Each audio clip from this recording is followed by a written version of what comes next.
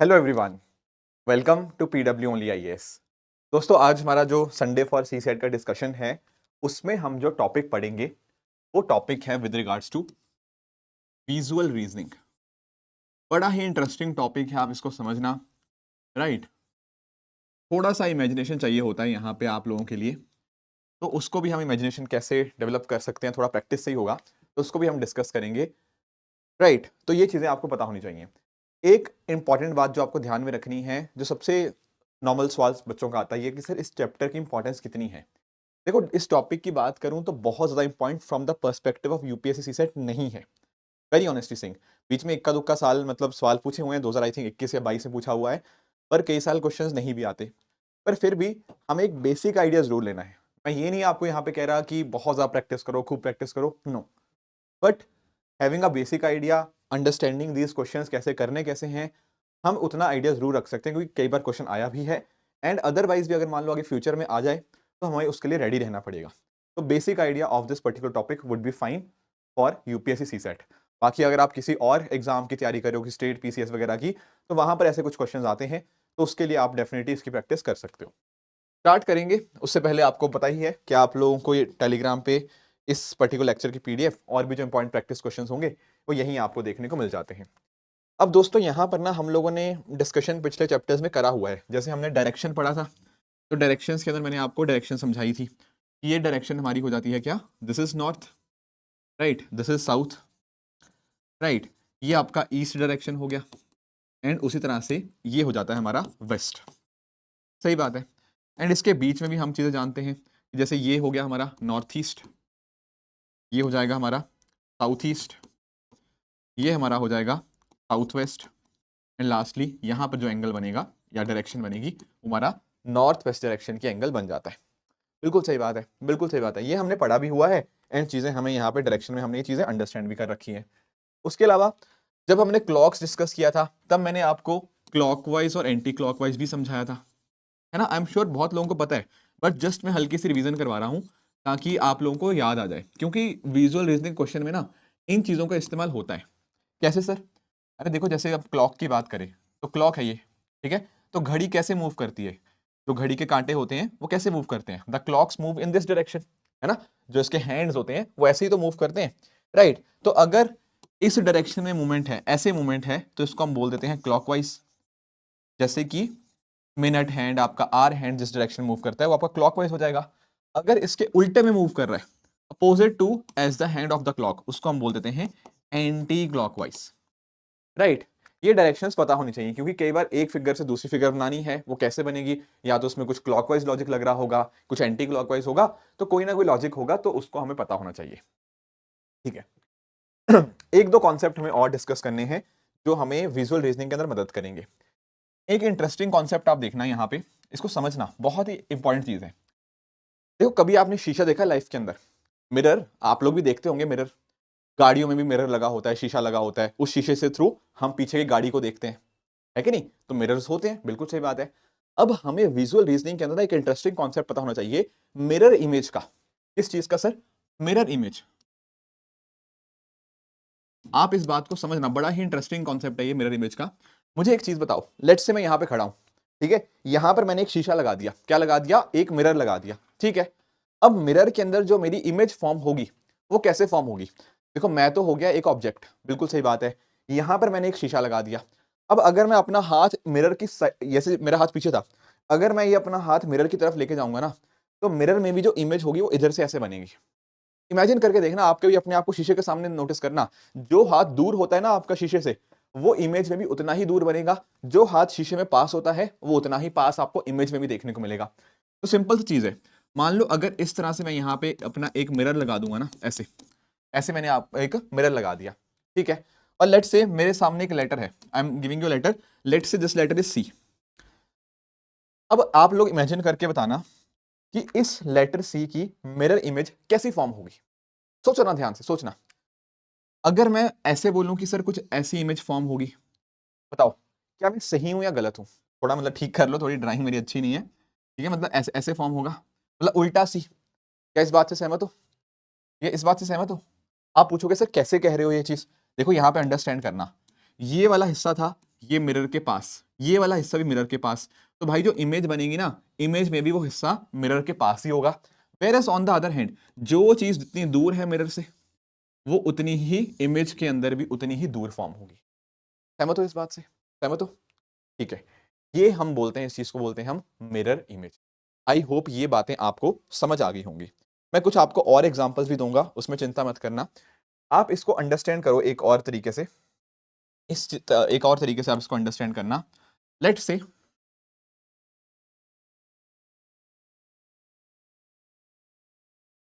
ठीक है, अंडरस्टैंड करते हैं इस चीज को ही।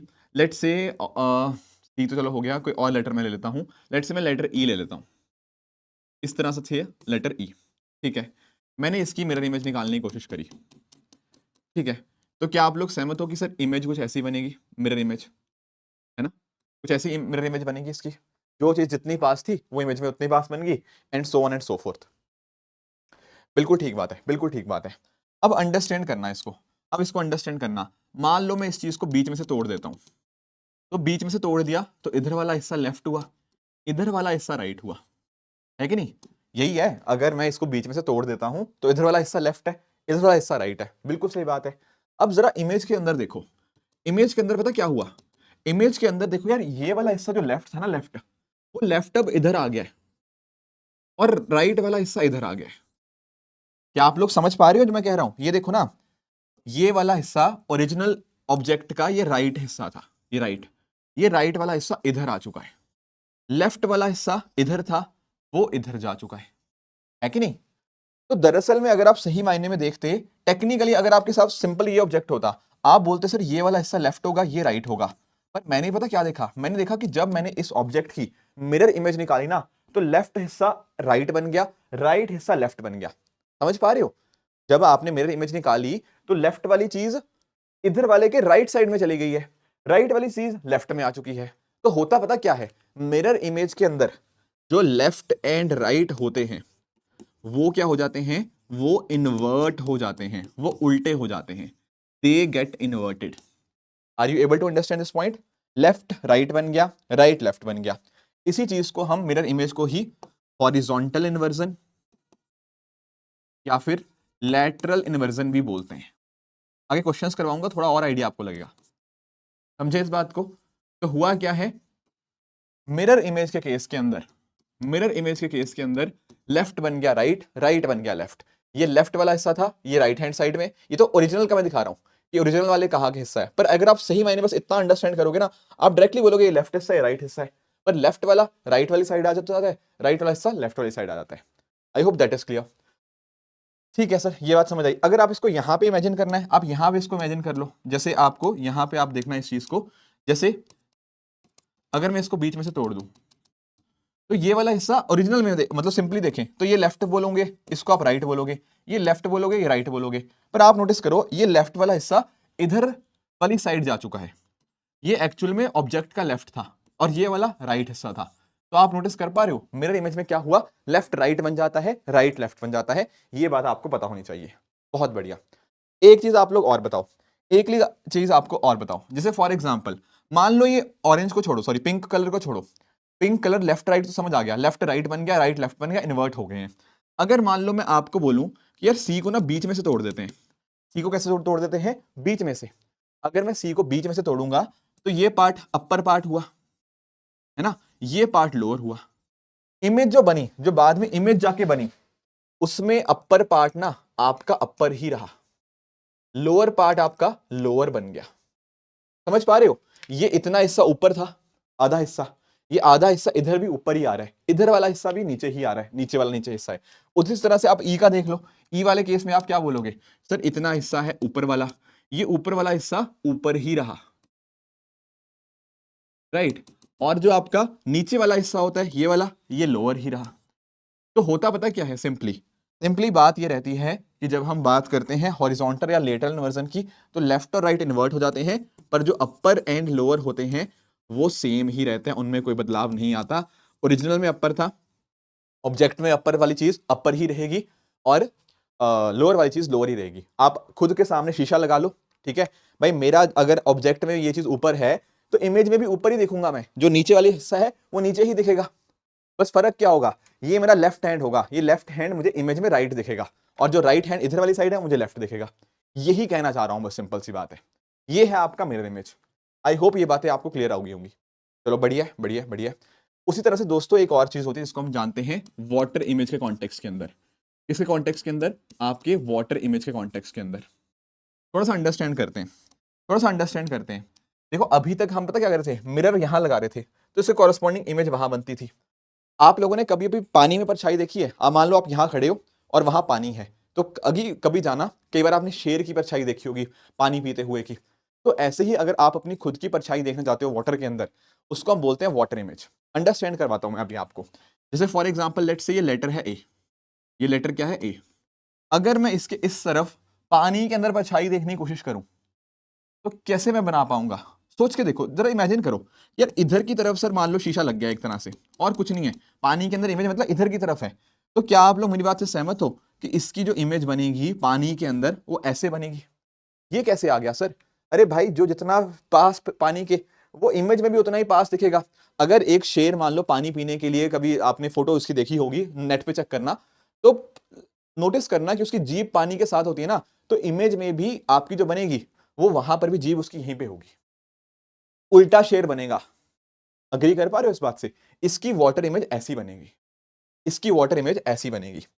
ठीक है ठीक है ठीक है, आपको और भी एग्जांपल दे दूंगा, चिंता नहीं करनी, ठीक है। पर एक चीज आप इसको अंडरस्टैंड करो। पहली बात तो इसको दूसरा नाम क्या दिया जाता है? इसको दूसरा नाम हम दे सकते हैं वर्टिकल इन्वर्जन। समझ गए होंगे हॉरिजॉन्टल वर्टिकल का अंतर, उसी तरह नाम आया है वर्टिकल इन्वर्जन। अब अंडरस्टैंड करना यार, यार यहां पर ना ये वाला हिस्सा इसका लेफ्ट है ना, ये वाला इसका इसका राइट है, बिल्कुल सही बात है। अब जो इसकी इमेज बना ना भाई, उसमें ये वाला हिस्सा बस नीचे, ऐसा समझो ये वाला हिस्सा ऐसे था, ये ऐसे हो गया, ये वाला हिस्सा ऐसे हो गया, तो लेफ्ट वाला हिस्सा लेफ्ट ही रहा, राइट वाला हिस्सा राइट ही रहा। तो यहां पर पता क्या होता है वाटर इमेज के अंदर? लेफ्ट एंड राइट वो सेम रहते हैं। जो ओरिजिनल में लेफ्ट था वो यहां पर भी लेफ्ट होगा, जो ओरिजिनल में राइट था वो यहां पर भी राइट होगा। फर्क कहां आता है सर? फर्क यहां पे आता है, अंडरस्टैंड करना। अगर मैं मान लो इतने हिस्से को मैं बोल देता हूं अपर पोर्शन, और इतने हिस्से को बोल देता हूं लोअर पोर्शन, तो ये देखो यहां पे जो अपर था ना, ये वाला अपर, ये यहां पर नीचे आ चुका है, यहां पे अंडरस्टैंड करना। तो अपर नीचे चला गया यहां पे, और लोअर ऊपर आ गया। तो होता क्या है, यहां पर अपर एंड लोअर ये आपके इन्वर्ट कर जाते हैं, ये उल्टे हो जाते हैं। This is the difference between water image and mirror image. Mirror image में क्या था? मिरर इमेज में आपके लेफ्ट और राइट उल्टे हो जाते थे, अपर लोअर वैसा ही रहता था। वाटर इमेज के अंदर आपका लेफ्ट और राइट वैसा ही रहेगा, अपर बस लोअर बन जाएगा, लोअर अपर बन जाएगा। ये फर्क है आपका वाटर और मिरर इमेज के बीच में। अब आपको मैं एग्जांपल से एक इसको दोबारा से रिलेट करवा भी देता हूं, ये क्वेश्चंस पे आ जाएंगे, डोंट वरी। पर एक क्वेश्चन आप यहां पे समझना, मतलब क्वेश्चन नहीं है, आप इसको ना अगर और अंडरस्टैंड करना है, एक छोटा सा मैं एग्जांपल आपको देना चाहूंगा। लेट से मैंने यहाँ पे ना एक स्क्वायर बना दिया या कुछ भी बना लिया, ठीक है, इसके मैंने 4 हिस्से मार्क किए। अंडरस्टैंड करना मेरे साथ। यहां पर मैंने देखना, यहां मैंने पिंक कलर भर दिया, ठीक है, यहां पर मैंने ग्रीन कलर भर दिया, यहां पर मैंने येलो कलर भर दिया, और यहां पर लेट से मैंने व्हाइट कलर भर दिया, ऐसे। ठीक है, ये डब्बा है हमारे पास, बक्सा है, कुछ भी है, मिठाई का बक्सा है, रंग बिरंगी मिठाइयां हैं हमारे पास, ठीक है। अब अगर मैं इसकी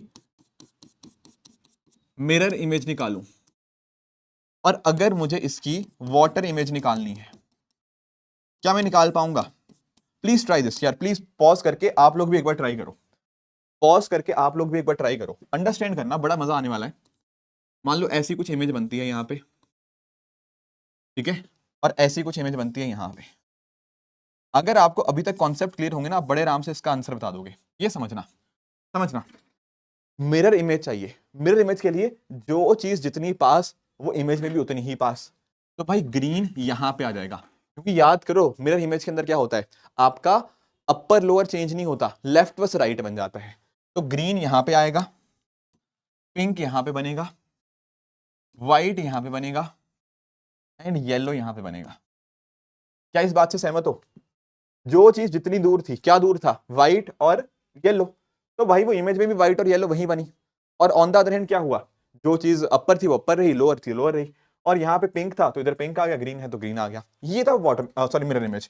वाटर इमेज की बात करेंगे तो क्या होगा भाई, वाटर इमेज के अंदर होगा ये कि यहां पर आपका आ जाएगा ग्रीन, है ना, इसके नीचे आपका आ जाएगा पिंक, यहां पर आपका आ जाएगा येलो, और यहां पर आपका आ जाएगा व्हाइट।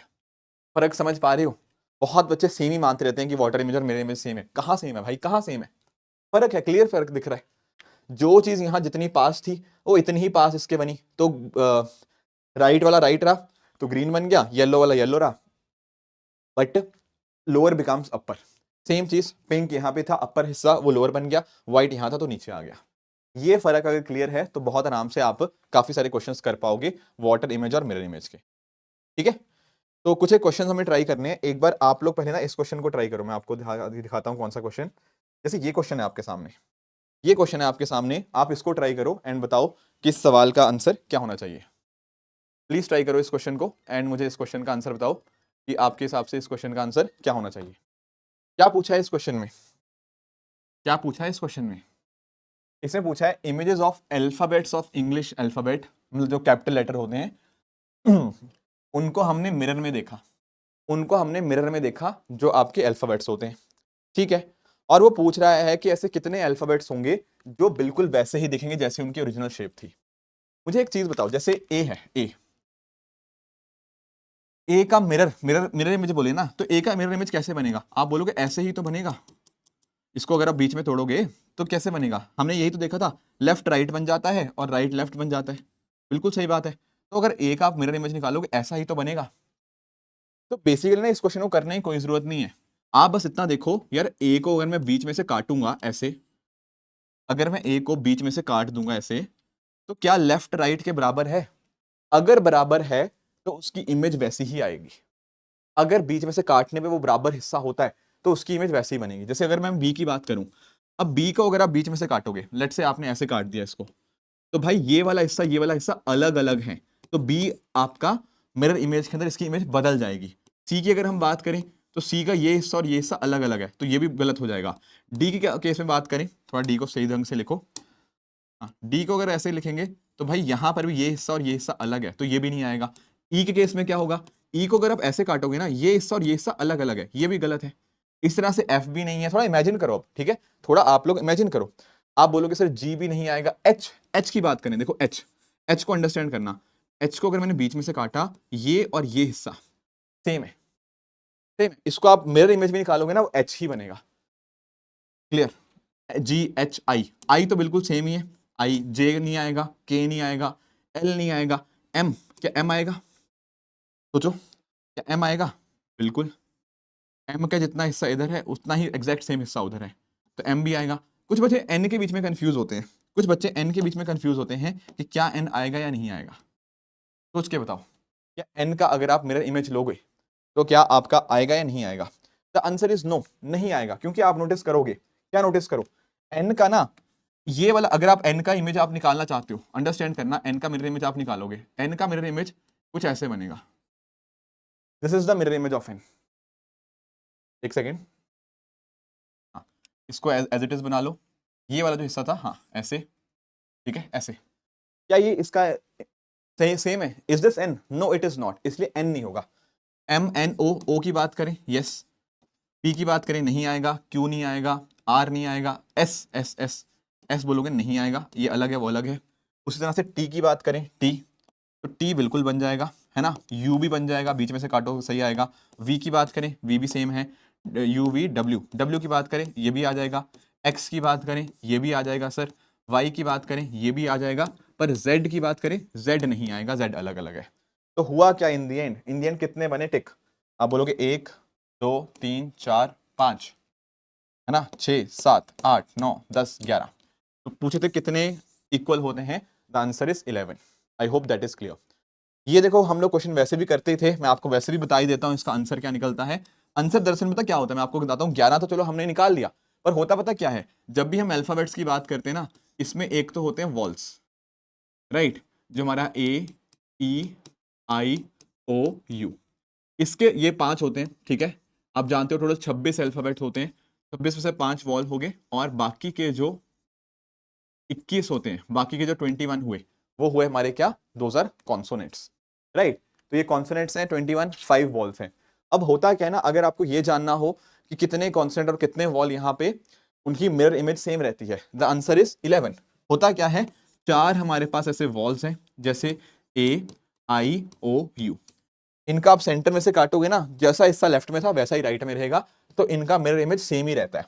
उसी तरह से अगर मैं बात करूं कॉन्सोनेंट्स की, तो यहां पर आप नोटिस कर पाओगे जैसे आपका H हो गया, ठीक है, आपका M हो गया, फिर आपका T हो गया, फिर W, V, W, X और Y। ये 7 कॉन्सोनेंट्स हैं एंड 4 वॉल्स ऐसे हैं जो मिरर इमेज इनकी, अगर आप मिरर इमेज निकालोगे तो उनकी वैल्यू चेंज नहीं होगी, वो बिल्कुल सेम ही बनेंगे। I hope that is clear to everyone. ठीक है, तो ये चीजें आपको पता होनी चाहिए, अगर ऐसे क्वेश्चंस करने जानते हो तो ऐसे क्वेश्चंस हो जाएंगे। फिर एक देखो क्वेश्चन यहाँ पे यूपीएससी ने हमसे पूछा, थोड़ा इसको पढ़ो। यहाँ पे क्या कह रहा है, images of consonants of English alphabet are observed in the mirror, what is the number of images of these which do not look like original shapes. देखो पहली बात तो आपको ये पता होना चाहिए कि भाई कॉन्सोनेंट्स की बात हुई है, काफी बच्चे ना यहाँ पे कॉन्सोनेंट वर्ड पढ़ते ही नहीं है। अब हमें पता था कि 21 कॉन्सोनेंट थे, है ना, 21 कॉन्सोनेंट होते हैं क्योंकि 5 वॉल्स होते हैं, तो 5 हटा दिए, अब 21 की कहानी चलेगी, हमें सिर्फ 21 में देखना है। 21 में मैंने आपको क्या बताया था, मैंने आपको बताया था कि 7 ऐसे थे, कौन से थे 7, आप बोलोगे सर H था, है ना, H के बाद क्या आया था, T आया था, फिर आया था V, फिर W, फिर X, फिर Y, या कोई और भी था, हमने एक मिस कर दिया क्या, GHIJKLM, आंसर इज बिल्कुल यहां पर एक M भी तो था। टोटल 7 ऐसे थे, टोटल 7 ऐसे कॉन्सोनेंट की बात कर रहा हूं, टोटल 7 कॉन्सोनेंट ऐसे थे जहां पर क्या होता है, जहां पर आपकी मिरर इमेज सेम आती है। तो 21 में से 7 कॉन्सोनेंट ऐसे हैं जो अपनी ओरिजिनल शेप की तरह दिखेंगे। उसने क्या पूछा है, विच डू नॉट लुक लाइक, तो भाई 21 में से 7 हटा दो, ये तो 7 वो थे जो कहीं ना कहीं दिखते थे, बट जो नहीं दिखेंगे वो 21 - 7 करके आ जाएगा। Answer will be what, answer will be option B 14। I hope ये चीज आपके दिमाग में आ गई होगी। ठीक है, तो आंसर 14 आएगा इसका। एक क्वेश्चन और देख लेते हैं, ये थोड़ा सा अलग है, मतलब not exactly water image, but इसको आप ट्राई करो। इनफैक्ट ना आपके लिए मैं एक होमवर्क दे रहा हूं, यहां पर ना हमने क्या निकाला, हमने निकाला मिरर इमेज, कि मिरर इमेज के केस में कितने ऐसे होंगे जो कहीं ना कहीं एग्जैक्टली अपनी शेप की तरह दिखेंगे। आपका होमवर्क है, आप मुझे ये बताओ वाटर इमेज के केस में कितने ऐसे अल्फाबेट्स होंगे जिनकी वाटर इमेज निकाली जाए तो they look same as their original shape. उनका नंबर मेंशन करना कमेंट्स में, एंड साथ ही साथ वो कौन कौन से अल्फाबेट्स हैं। ठीक है, कौन कौन से ऐसे अल्फाबेट्स हैं जिनका अगर आप मिरर इमेज निकालते हो, सॉरी वाटर इमेज निकालते हो, तो उनका शेप जो बनता है, जो उसकी इमेज बनती है, it looks exactly as their original shape. ये आपके लिए आपका आज का होमवर्क होगा। ठीक है, यहां पर एक क्वेश्चन है आप लोगों के सामने, राइट, इसको भी आप ट्राई कर सकते हो, इसको भी आप लोग ट्राई कर सकते हो। यहां क्या बोला गया है, यहां बोला गया है कि इंग्लिश अल्फाबेट के अंदर ना पहले 4 लेटर ऐसे हैं जिनको आपने अपोजिट ऑर्डर में लिखा, अगले 4 लेटर्स को फिर से अपोजिट ऑर्डर में, एंड इस तरह से आप करते गए। कहने का मीनिंग पता क्या है, आप लोग ABCD जानते हो, हाँ सर ABCD हमने पढ़ रखी है, ABCD सबने पढ़ रखी है। तो कह रहा है पहले 4 लेटर लो, जैसे पहले 4 लेटर है इनको अपोजिट ऑर्डर में लिख दिया, अपोजिट मतलब उल्टा, तो यानी कि ABCD को उल्टा कर दिया, तो क्या बन जाएगा ये DCBA, ऐसे लिख दिया। फिर आगे वो क्या कर रहा है, फिर अगले 4 ले रहा है, अगले 4 कौन से हैं, EFGH, फिर से उनको क्या कर रहा है, फिर से उनको उल्टा कर रहा है, तो लो भाई उनको क्या लिखेंगे उल्टा करके, HGFE। ऐसे करते करते वो आपसे पूछ रहा है which will be the 4th letter to the right of 13th letter, 13th letter के 4th राइट। मुझे बताओ 13th का एक राइट क्या हुआ 14th, 14th का एक राइट 15, 15 का एक राइट 16, और एक और राइट 17, तो एक राइट, दो राइट, तीन राइट, चार राइट। तो बेसिकली वो ये पूछ रहा है कि भाई 17th लेटर कौन सा होगा अगर आप ऐसे लिख रहे हो, मतलब अगर आपने उल्टे करके जब आप लिख रहे हो तब आपका 17th लेटर कौन सा होगा। मुझे एक चीज बताओ, वो पता क्या रहा है, यहां पर अगर आप इनकी नंबरिंग, वैसे आप लिखना चाहो पूरा भी लिख लो, मुझे कोई इशू नहीं है, पर आप एक बार नोटिस करो, जैसे 1 2 3 4 इनका नंबर था, तो ये क्या बन रहा है, ये 4 यहां पे आ गया, 3 ये 2 ये 1, मतलब या ऐसे लिख लो, 4 वाला 1 बन जा रहा है, 1 वाला 4 बन जा रहा है, आपका 5 वाला जो था 5 6 7 8 वाले वो आपका ऐसे चेंज हो रहा है कि नहीं, 5 वाला 8 बन रहा है, 8 वाला 5, तो 4 4 के ऊपर पैटर्न चेंज हो रहा है, पहले 4 फिर अगले 4, तो ऐसे 4 8 12 16, 16 तक तो पैटर्न आ गया, 16 के बाद क्या होगा, फिर पैटर्न आएगा 17 18 19 20, ऐसे ही है, और जो 20 वाला होगा वो 17 पे आ जाएगा, फिर यहाँ पे 19, यहाँ पे 18, यहाँ पे 17, राइट। वो बेसिकली आपसे यहाँ पे पूछ रहा है कि ये वाली पोजीशन पे कौन सा आएगा। मैंने बता दिया 20 वाली पोजीशन पे जो 17th पे होता है, सॉरी मतलब 17th वाली पोजीशन पे वो आएगा जो 20th पे होता है। कौन सा होता है 20th पे? आपने नोटिस किया होगा टी आता है 20th पे, टी ही तो लेटर है 20th पे। इजॉटी रूल हमने डिस्कस किया हुआ है, टी 20th पे आएगा। वो था ओरिजिनल का 20th, ओरिजिनल का 20th अब 17th बन रहा है, इसीलिए 17th पे कौन होगा? टी होगा। अगर ऐसे नहीं समझ आया कोई दिक्कत नहीं है, आप पूरा का पूरा एबीसीडी लिख लो, पूरी की पूरी, जैसे A B C D E F G H, फिर आपने देखो नोटिस करोगे 5 6 7 8, इसके बाद आगे क्या आएगा आपका एच के बाद आई जे के एल, उसको उल्टा करके लिखोगे एल के जे आई, है ना। ऐसे करते करते आप नोटिस करना 17 पे आपका टी आ जाएगा। डायरेक्टली भी कर सकते हो, अदरवाइज मैंने दूसरा तरीका भी आपको बता ही दिया है। आई होप ये बात पता लग गई होगी। एक दो क्वेश्चन ना मैं आपको ऐसे बता देता हूँ, ये जो फिगर्स वाले जैसे क्वेश्चन होते हैं, जैसे इन क्वेश्चंस ये भी ना विजुअल रीजनिंग में आते हैं, बट यूपीएससी में ज्यादा नहीं पूछे जाते। पहले पूछता था 2015 14 16 17 18 तक के आसपास, उसके बाद से ज्यादा क्वेश्चन यहाँ से पूछे नहीं है। बट फिर भी जैसे यहाँ पर ना क्या होता है, आपको बोल देगा एक पैटर्न है, जैसे ये 4 फिगर्स हैं, figure 1 figure 2 figure 3 figure 4, and आपसे पूछ लेगा मुझे ये बताओ कि अब फिगर 5 में क्या होगा। तो आपको पैटर्न ढूंढना है यहाँ पे, सिंपल पैटर्न ढूंढो एक बार। तो क्या करेंगे, आप बोलोगे सर यहाँ पर पहले क्या था, पहले 4 सर्कल स्क्वायर में थे और एक लाइन लगी हुई थी, ठीक है। फिर अगले में क्या हुआ, ये सर्कल बाहर उठ गया और लाइन में चला गया, ठीक है। फिर अगले वाले में क्या हुआ, बाकी सब सेम रहा, एक लाइन यहां पर आ गई। अगले वाले में क्या हुआ, ये जो सर्कल उठ के बाहर चला गया। अब एक बात नोटिस करो, हो पता क्या रहा है, पहले एक बार लाइन आ रही है, फिर सर्कल आ रहा है, फिर लाइन अगली बार आ जाती है, फिर सर्कल आ जाता है। अब अगले में क्या होगा, एक लाइन एक्स्ट्रा जुड़ेगी। कहां पे जुड़ेगी, ये देखो, पहले यहां पर थी लाइन, फिर इधर को गई, अब अगली किधर को आएगी, इधर को। यानी कि एंटी क्लॉकवाइज डायरेक्शन के अंदर एक हमारे पास यहां पे एक लाइन आएगी, कहां पे, यहां पे। अंडरस्टूड। और वो देख लो कहां पर आ रही है, वो देख लो, देखो सर्कल नहीं आएगा बाहर, अभी सर्कल छठी फिगर में आएगा, है ना। एक बार लाइन आती है, फिर सर्कल आता है, फिर लाइन, फिर सर्कल, तो यहाँ पे सिर्फ लाइन आएगी, और वो कहां पर है, वो ऑप्शन सी में आपको देखने को मिल जाएगी। तो इस पर्टिकुलर क्वेश्चन का आंसर आएगा ऑप्शन सी। थोड़ा सा इमेजिनेशन चाहिए होती है ऐसे क्वेश्चंस को करने के लिए, अगर वो इमेजिनेशन आप कर पा रहे हो तो बहुत आराम से आपका आंसर आ जाएगा। एक दो क्वेश्चन और देख लेते हैं, ठीक है। जैसे ये आपके सामने क्वेश्चन है, यहाँ पर 6 फिगर्स दे रखी हैं और आपसे पूछा है कि 7वें नंबर पे बताओ क्या फिगर आएगी। कैसे करेंगे, देखो देखो पहले थोड़ा पैटर्न देखो, कहाँ पैटर्न देखें सर, सर देखो यहाँ पे पहले सर्कल आया, फिर स्क्वायर आया, फिर सर्कल, फिर स्क्वायर, फिर सर्कल, फिर स्क्वायर। अब अगले में क्या आएगा, सर्कल, है ना।